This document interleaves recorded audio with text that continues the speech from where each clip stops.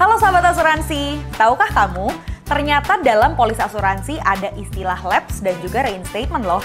Apa sih itu? Pertama-tama kita akan membahas mengenai lapse terlebih dahulu. Lapse adalah sebuah kondisi di mana polis nasabah menjadi tidak aktif, sehingga nasabah kehilangan manfaat asuransi yang dimilikinya. Apa aja sih penyebab terjadinya lapse? Sini aku kasih tahu ya infonya. Yang pertama, ketika kamu menunggak pembayaran premi melewati masa tenggang yang berkisar antara 30 sampai 45 hari dari deadline pembayaran. Apabila menunggak melewati masa tersebut, maka polis kamu otomatis menjadi tidak aktif dan kamu dalam kondisi lapse. Maka dari itu, pastikan ya untuk mencari tahu informasi mengenai ketentuan lapse di perusahaan asuransi kamu masing-masing.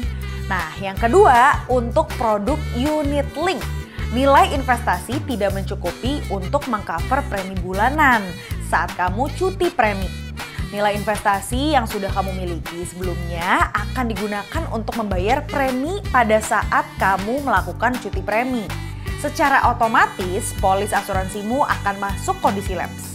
Nah, apabila polis asuransimu sudah terlanjur masuk ke dalam kondisi lapse, pastikan nih ke perusahaan asuransimu apakah ada sisa nilai polis yang bisa dikembalikan kepada nasabah.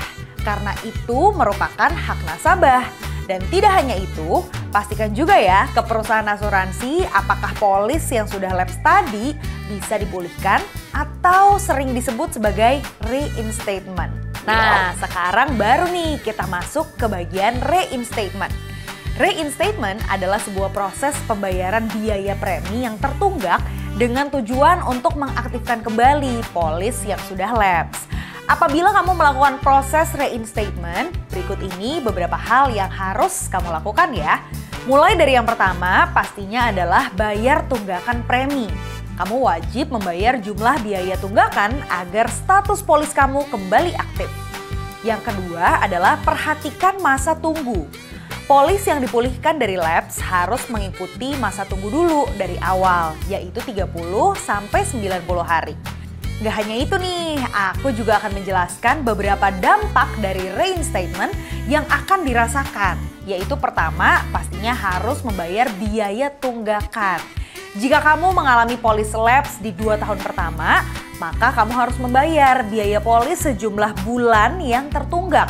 Dan gak cuma itu, kamu juga harus membayar biaya asuransi serta biaya administrasi selama tunggakan itu juga.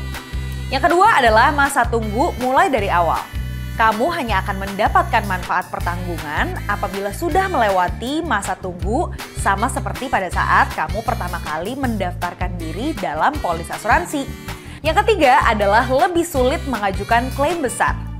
Apabila dalam 2 tahun pertama masa pemulihan lapse kamu mengajukan klaim bernilai besar, kemungkinan dibutuhkan investigasi.